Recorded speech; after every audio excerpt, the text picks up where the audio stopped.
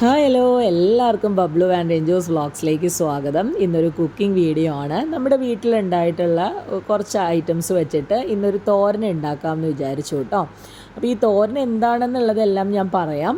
നമ്മുടെ വീടിൻ്റെ ബാക്കിലായിട്ട് കുറച്ച് സ്ഥലമേ ഉള്ളൂ. അവിടെ പറ്റാവുന്ന അത്രയും കൃഷി എന്നൊന്നും പറയാൻ പറ്റില്ല, എങ്കിലും നമുക്ക് വീട്ടിലേക്ക് ആവശ്യത്തിനുള്ള കുറച്ച് സാധനങ്ങളെല്ലാം ഞാൻ നട്ടിട്ടുണ്ട്. ഇത് മാങ്ങ ഇഞ്ചി എന്ന് പറഞ്ഞിട്ട് ഞാൻ ഇതിന് മുമ്പൊരു വീഡിയോയിൽ പറഞ്ഞിട്ടുണ്ട്, ഒരു ചമ്മന്തി അരച്ചിട്ടുള്ളത്. അന്ന് എനിക്ക് അതിൻ്റെ കുറച്ച് വിത്ത് കിട്ടിയ സമയത്ത് ഞാനൊരു 2 എണ്ണം ഇതിൽ നട്ടിട്ടുണ്ടായിരുന്നു കേട്ടോ. അതിപ്പോൾ അതേ നല്ല രീതിയിൽ വരുന്നുണ്ട്. അപ്പോൾ ഇന്ന് നമ്മൾ ഉണ്ടാക്കാൻ പോകുന്ന ഐറ്റം എന്ന് പറയുന്നത് പപ്പായ കൊണ്ട് ഒരു തോരനാണ്. നമ്മുടെ വീട്ടിൽ തന്നെ ഉണ്ടായിട്ടുള്ള പപ്പായയാണ് കേട്ടോ.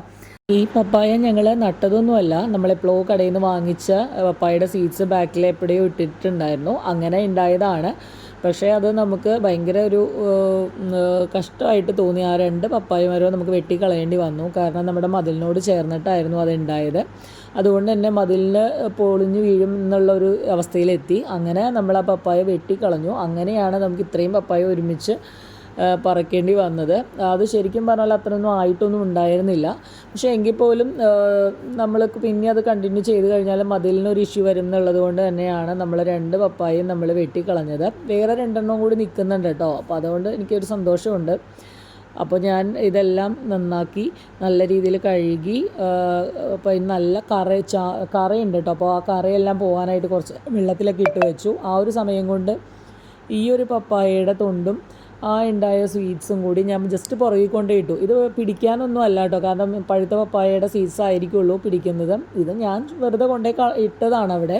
കോഴിക്കോട് സൈഡിലെല്ലാം പപ്പായ അറിയപ്പെടുന്നത് കർമൂസ എന്നുള്ള രീതിയിലാണ്. കാരണം എറണാകുളത്ത് നിന്നാണ് ഞാൻ കോഴിക്കോട് വന്ന് സെറ്റിൽ ആവുന്നത്. അപ്പോൾ അതുകൊണ്ട് തന്നെ എറണാകുളത്ത് കപ്പളങ്ങ പപ്പായ എന്നൊക്കെ തന്നെയാണ് നോർമലി എല്ലാവരും യൂസ് ചെയ്തിട്ടുള്ളത്. അവിടെ വന്നപ്പോഴാണ് കർമൂസ എന്ന് പറയുന്ന ഒരു സാധനം എന്താണെന്ന് പോലും എനിക്ക് ആദ്യം അറിയില്ലായിരുന്നു. പിന്നെയാണ് ഇതാണെന്നുള്ളത് മനസ്സിലായത്. പിന്നെ പപ്പായയുടെ ഗുണഗണങ്ങൾ എല്ലാവർക്കും അറിയുന്നതാണ്. വളരെ ആൻറ്റി ഓക്സിഡൻസും പിന്നെ വിറ്റമിൻസും എല്ലാം അടങ്ങിയിട്ടുള്ളതാണ്. പിന്നെ ഇമ്മ്യൂണിറ്റി ബൂസ്റ്റ് ചെയ്യാനും എല്ലാം ഒരുപാട് ഹെൽപ്പ് ചെയ്യുന്ന ഒരു ഫ്രൂട്ടാണ് പപ്പായ. നമ്മുടെ റിലേറ്റീവ്സിനും കൂടി കൊടുക്കാനായിട്ടാണ് കേട്ടോ ഇത്രയും പപ്പായ ഞാൻ ഒരുമിച്ച് ഉണ്ടാക്കുന്നത്. കാരണം ഇരുന്ന് കഴിഞ്ഞാലും പിന്നീട് അത് വാടി ചീത്തയായി പോകും. അപ്പോൾ മുഴുവനും ഉണ്ടാക്കിയിട്ട് കസിൻസിനെല്ലാം കൊടുക്കാമെന്ന് വിചാരിച്ചു. അങ്ങനെ നമ്മുടെ ഇവിടുത്തെ നല്ലൊരു വലിയ ചട്ടി തന്നെയാണ് കേട്ടോ ഈ തോരൻ ഉണ്ടാക്കുന്നത്. അങ്ങനെ ചട്ടി വെച്ചു, കടുകെല്ലാം പൊട്ടി. നമുക്കപ്പോൾ ഈ വീഡിയോ ഒക്കെ ഒന്ന് കണ്ടിട്ട് തിരിച്ചു വരാം കേട്ടോ.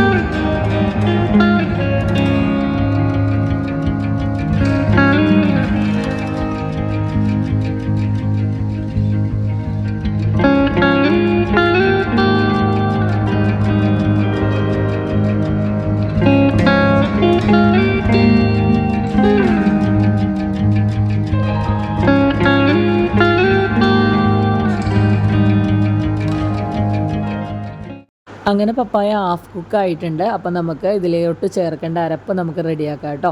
അതിന് നമ്മുടെ വീട്ടിൽ തന്നെ ഉണ്ടായിട്ടുള്ള പച്ചമുളക് തന്നെയാണ് ഞാൻ ഈ പ്രാവശ്യം യൂസ് ചെയ്തത്. അത്യാവശ്യം പച്ചമുളക് ഉണ്ടായിരുന്നു, അപ്പോൾ അതുകൊണ്ട് ഞാൻ അത് തന്നെ യൂസ് ചെയ്യാമെന്ന് കരുതി. പിന്നെ തേങ്ങ, ജീരകം, ചെറിയുള്ളി, പച്ചമുളക് ഇതെല്ലാം കൂടി നന്ന് ഗ്രൈൻഡ് ചെയ്തെടുക്കുക. ഭയങ്കര വെള്ളം പോലെയല്ല, നോർമലി എല്ലാവരും വീട്ടിലുണ്ടാക്കുന്ന തോരൻ തന്നെയാണ്. അപ്പോൾ കൂടുതൽ പറഞ്ഞാൽ ആരെയും ഞാൻ പോരടിപ്പിക്കുന്നില്ല. അപ്പോൾ അങ്ങനെ നമ്മൾ ഈ അരപ്പ് റെഡിയാക്കി ഇതെല്ലാം റെഡിയായി വന്നപ്പോഴേക്കും നമ്മുടെ പപ്പായ കുക്കായിട്ടുണ്ട്. അപ്പോൾ നമുക്ക് അതിലോട്ട് നമ്മൾ ഇപ്പോൾ അരച്ച് വെച്ചിട്ടുള്ള ഇൻഗ്രീഡിയൻസ് നമുക്ക് ആഡ് ചെയ്ത് കൊടുക്കാം. അങ്ങനെ ഒന്ന് നന്നായിട്ട് ഇളക്കിയതിന് ശേഷം ഞാനതിലേക്ക് നമ്മൾ നേരത്തെ അരച്ച് വെച്ച അരപ്പും കൂടി ആഡ് ചെയ്ത് കൊടുത്തു കേട്ടോ.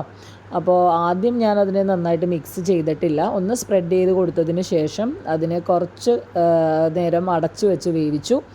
അതിന് ശേഷമാണ് ഞാനൊന്ന് മിക്സ് ചെയ്ത് കൊടുത്തത് കേട്ടോ. ഇതൊക്കെ എല്ലാവരും ചെയ്യുന്ന കാര്യങ്ങളൊക്കെ തന്നെയാണ് എന്നെനിക്ക് തോന്നുന്നു. ഞാൻ ജസ്റ്റ് ഒന്ന് പറഞ്ഞു എന്നേ ഉള്ളൂ. അങ്ങനെ ഇത് ക്വാണ്ടിറ്റി കൂടുതലുള്ളത് കൊണ്ട് മാത്രമാണ് ഞാനിതൊരു വീഡിയോ ആയിട്ട് കാണിക്കാമെന്ന് വിചാരിച്ചത് കേട്ടോ. പിന്നെ ഇത് കൂടാതെ തന്നെ ഞാൻ അന്ന് വൈകുന്നേരം പപ്പായ ഇതിൽ നിന്ന് ഒരു ചെറിയ 2 കഷ്ണം മാറ്റി വെച്ചിട്ടുണ്ടായിരുന്നു. അത് ജസ്റ്റ് ഒരു പരീക്ഷണം ആയതുകൊണ്ട് തന്നെ ഞാനൊരു ലെങ്തി വീഡിയോ ആയിട്ട് എടുത്തിട്ടുണ്ടായിരുന്നില്ല. പപ്പായ 65 എന്ന് ഞാനതിന് പേരിട്ടത്. ഇതുവരെ ഞാനത് കഴിച്ചിട്ടില്ല, ഞാൻ ഫസ്റ്റ് ടൈമാണ് കഴിക്കുന്നത്. ഞാൻ ഒരുപാട് യൂട്യൂബിൽ ഞാനിങ്ങനെ പപ്പായ ഫ്രൈ എന്നുള്ള ഒരു സ്നാക്ക് ഐറ്റംസ് സെർച്ച് ചെയ്ത സമയത്ത് ഞാൻ കണ്ടതാണ് കേട്ടോ. അങ്ങനെ ഞാൻ അതും കൂടി പ്രിപ്പയർ ചെയ്തായിരുന്നു.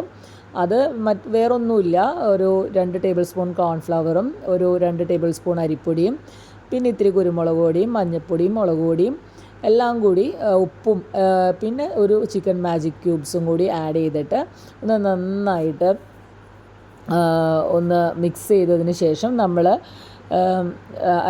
നൈസായിട്ട് നമ്മൾ ഈ ഫ്രഞ്ച് ഫ്രൈസിനൊക്കെ അരിഞ്ഞ് വയ്ക്കില്ലേ, അങ്ങനത്തെ രീതിയിലുള്ള അരിഞ്ഞ പപ്പായ നമ്മൾ ഇതിലോട്ട് ആഡ് ചെയ്ത് കൊടുക്കുക കേട്ടോ.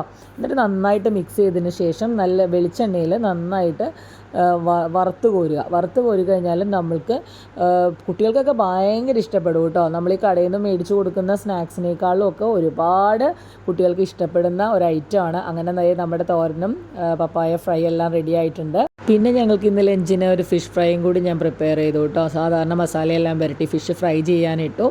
അതിലേക്ക് കുറച്ച് തേങ്ങയും സവാളയും പച്ചമുളകും കൂടി ഒന്ന് ജസ്റ്റ് ഒന്ന് ഗ്രൈൻഡ് ചെയ്തിട്ട് അതും കൂടി ഇതിലോട്ട് ആഡ് ചെയ്ത് കൊടുത്ത് അടച്ച് വെച്ചിട്ട് നല്ല രീതിയിൽ ഒന്ന് വേവിച്ചെടുത്തു കേട്ടോ. അപ്പോൾ ഇതൊക്കെയായിരുന്നു ഞങ്ങൾക്ക് ഇന്ന് ലഞ്ചിന് ഉണ്ടായിരുന്നത്. എല്ലാവർക്കും ഞങ്ങളുടെ വീഡിയോ ഇഷ്ടപ്പെട്ടു എന്ന് വിചാരിക്കുന്നു. ഇതുവരെ തന്ന സപ്പോർട്ടിന് ഒരുപാട് നന്ദി. വീഡിയോ ഇഷ്ടപ്പെടുകയാണെങ്കിൽ please do like, share and subscribe. Thank you so much.